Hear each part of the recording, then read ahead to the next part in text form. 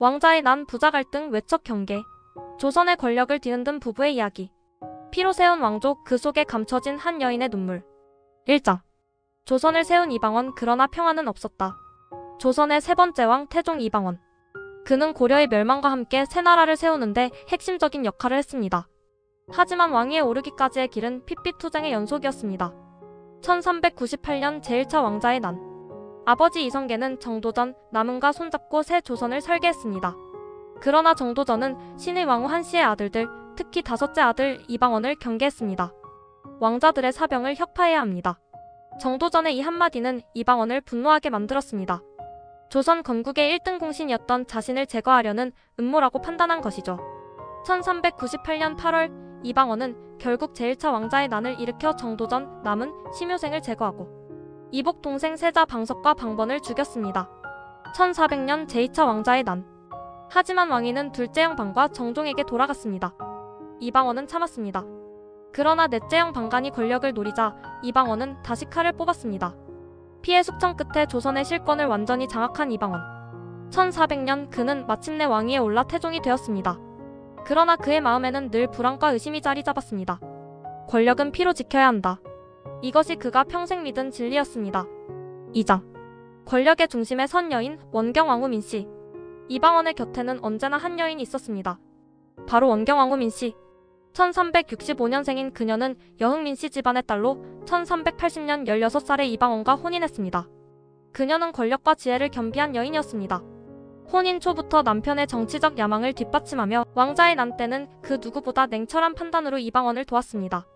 내 아들 양녕대군, 효령대군, 충녕대군, 성녕대군을 낳아 왕실의 기틀을 다졌죠. 하지만 왕이 된 후 이방원은 변했습니다. 1406년 민씨 형제 숙청. 민씨의 오빠 민무구, 민무질 형제가 국구왕비의 친정 오빠로서 조정에서 영향력을 행사하자 이방원은 점점 불안해했습니다. 외척이 권력을 잡으면 나라가 흔들린다.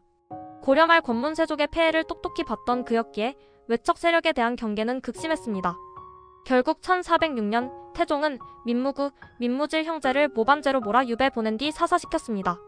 그날 이후 원경왕후의 마음은 돌처럼 굳었습니다. 사랑했던 남편이 자신의 친오빠들을 죽인 왕이 되었기 때문입니다. 3장. 부부의 싸움이 조정을 흔들다. 이방원과 원경왕후의 갈등은 단순한 부부싸움이 아니었습니다. 왕실의 모든 신하가 눈치를 보는 정치적 대립이었죠. 원경왕후는 오빠들의 죽음 이후 태종과 거리를 두기 시작했습니다. 궁궐 안에서는 말을 아끼고 정치에 관여하지 않았습니다. 하지만 그녀의 침묵은 더 무서웠습니다. 태종은 더욱 외로워졌습니다. 왕비의 냉정한 시선, 신하들의 두려운 눈빛. 그는 자신의 권력을 더욱 공고히 하기 위해 아들들에게도 혹독했습니다. 세자 교체 사건. 장남 양녕대군은 총명했지만 방탕했습니다.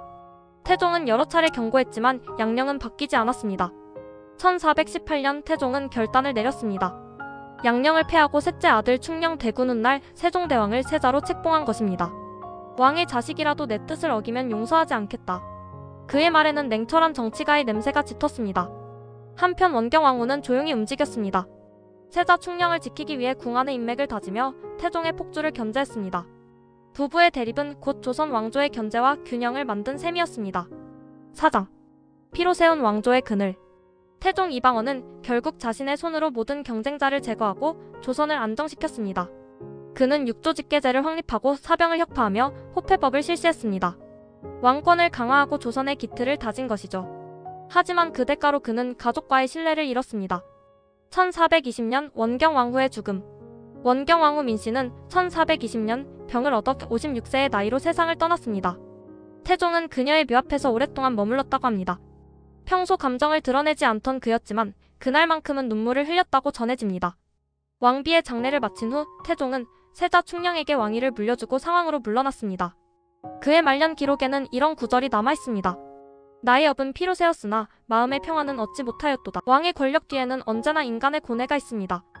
이방원과 원경왕후, 그들의 이야기는 조선의 시작이자 권력과 사랑이 공존할 수 없었던 시대의 초상입니다.